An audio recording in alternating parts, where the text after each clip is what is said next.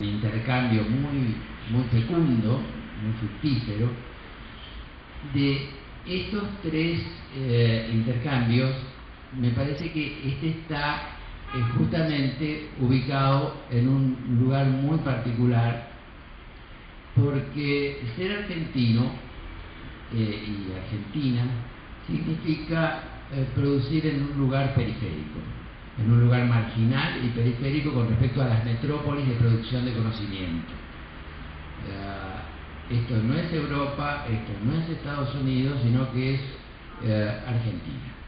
Y los argentinos tenemos siempre la sensación de ser una copia diferida y deficiente de un original que está en otra parte. Y eso conspira contra el propio reconocimiento de nuestra propia producción.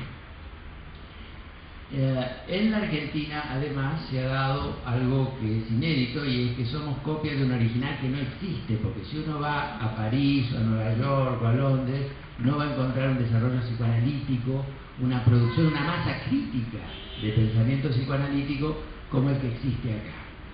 En ese sentido, la mixtura, el intercambio que ha dado esa masa crítica con las teorías feministas ha producido algo, teorías feministas que también están muy influidas por dos polos de poder, tanto el que viene de Francia fundamentalmente, donde han trabajado la diferencia sexo-simbólica,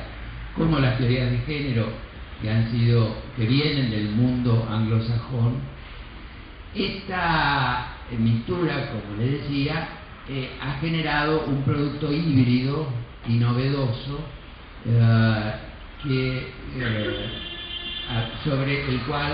tal vez habría que detenerse, a pesar que en general, como les decía, nosotros tenemos siempre la idea de que esto es una repetición. Lo que sucede en los lugares marginales es que con esta especie de complejo que vamos arrastrando, nosotros tenemos que leer lo que se produce en Francia, tenemos que leer lo que se produce en el mundo anglosajón, tenemos que leernos entre nosotros, con lo cual se va produciendo una especie de trabajo extra que no tienen los franceses, porque los franceses se leen entre ellos, ignoran olímpicamente lo que sucede en el mundo anglosajón. La teoría de género es algo que no existe directamente, y lo mismo sucede con los anglosajones, que no tienen la menor idea de lo que pasa en la producción teórica francesa. Tienen la posibilidad, como centrales, de ignorarse, cosa que ese lujo no nos está dando a nosotros, que nos vemos obligados en este entrecruzamiento marginal, cosa que por ahí puede resultar una ventaja, a estar al día, si se quiere, con lo mejor de lo que se produce en la metrópoli. En este contexto, me parece que hay, en este panorama general, creo que ha habido una producción local que tiene nombres propios, que en general,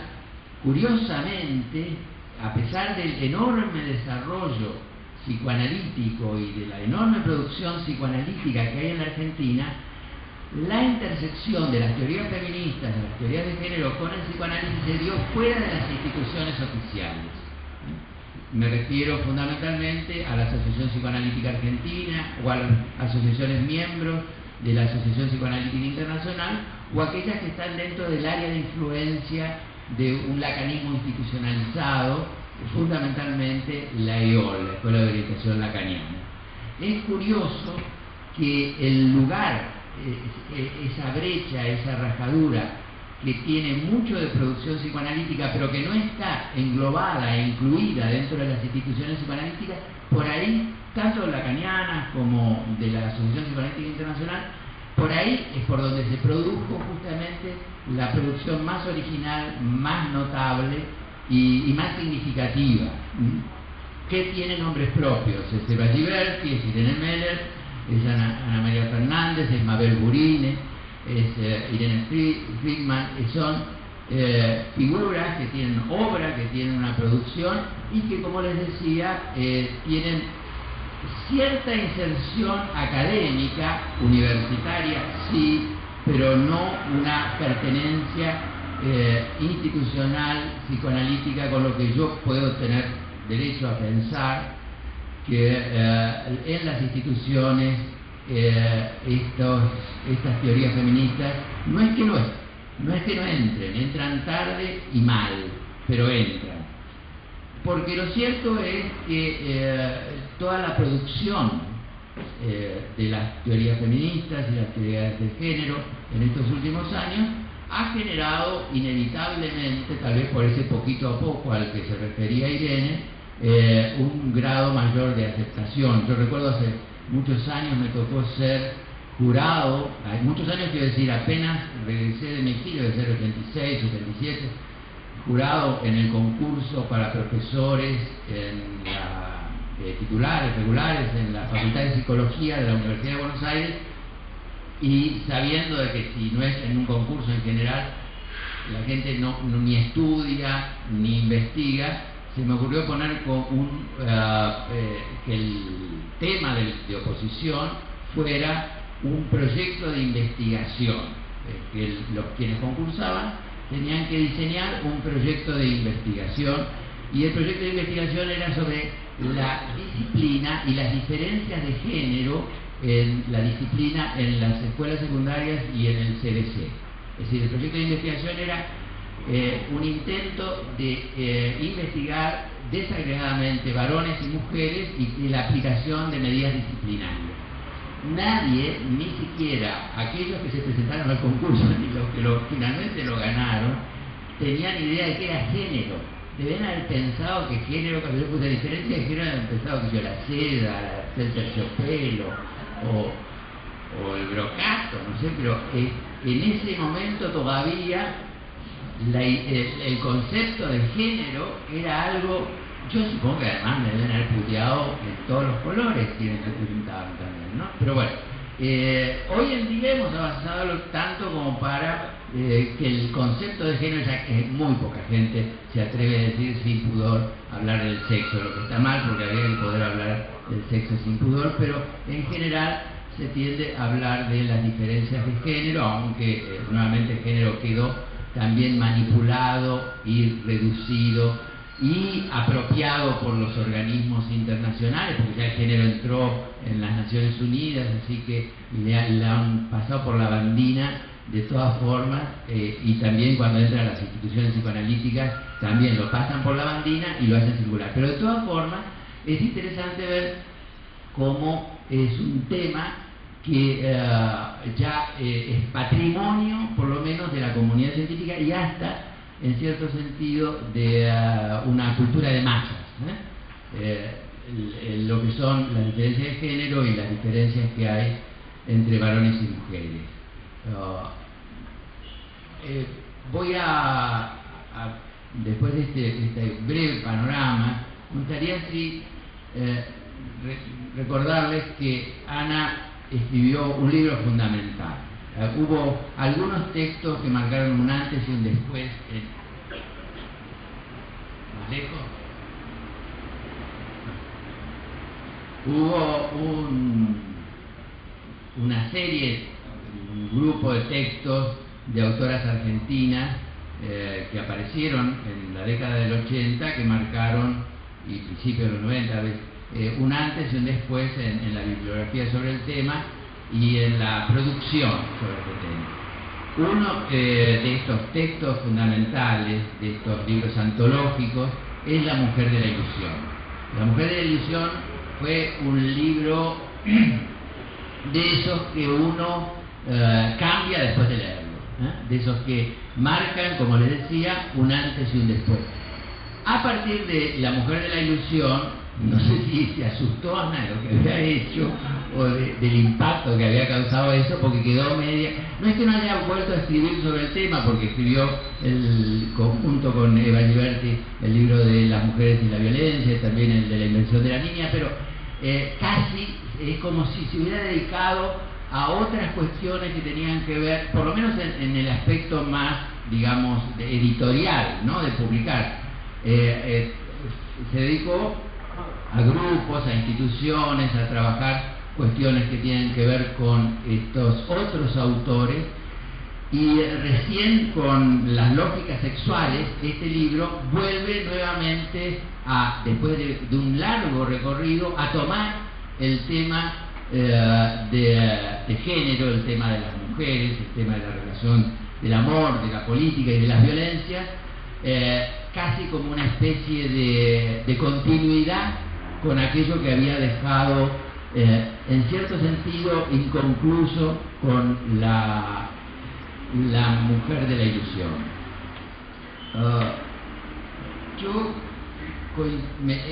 Me parece que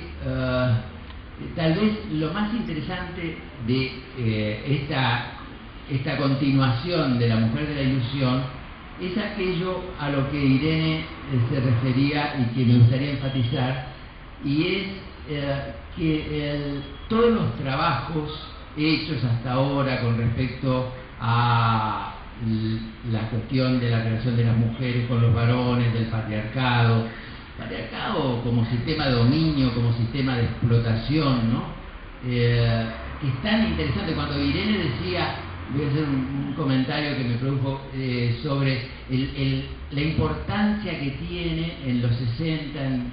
la incorporación masiva de las mujeres en la universidad, Yo recordaba, claro, que a principios del siglo, en el 1900, no había mujeres en la universidad. La primera mujer que se graduó de médica, Cecilia Grierson, en 1906, le dieron un título académico. Eso quiere decir que era médica, pero no podía atender pacientes, porque atender pacientes era mirar y tocar cuerpos desnudos, y eso una mujer no podía hacerlo. Entonces, comparando lo que fue en un país con una educación avanzadísima, gracias, mal que nos pese a Sarmiento, eso, recién en 1906 aparecen las primeras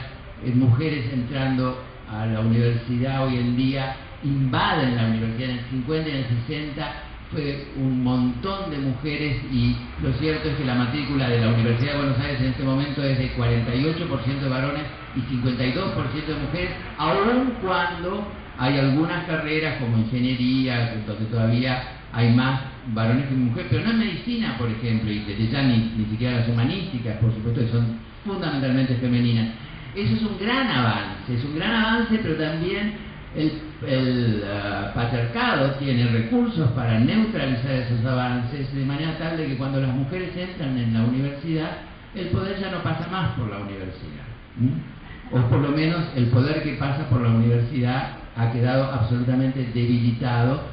independientemente de que además las pirámides jerárquicas hacen que siempre, aunque en la base sea fundamentalmente femenina, a medida que uno se acerca a la pirámide se van masculinizando, y siempre, casi siempre, en la punta de la pirámide hay un varón, y eso tal vez es significativo, la aparición de este libro y el contexto de la época, con que tenemos una presidenta mujer,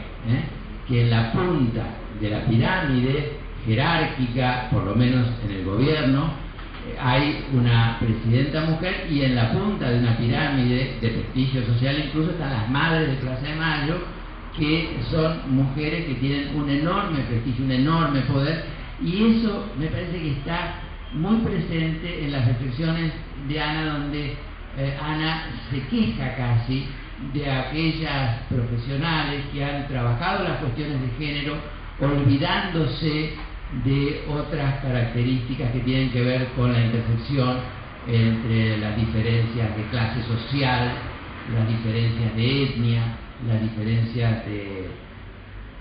generacionales, porque la clave del libro está en las diferencias y en las desigualdades. La clave del libro es muy sencilla, el núcleo duro del libro es muy sencillo.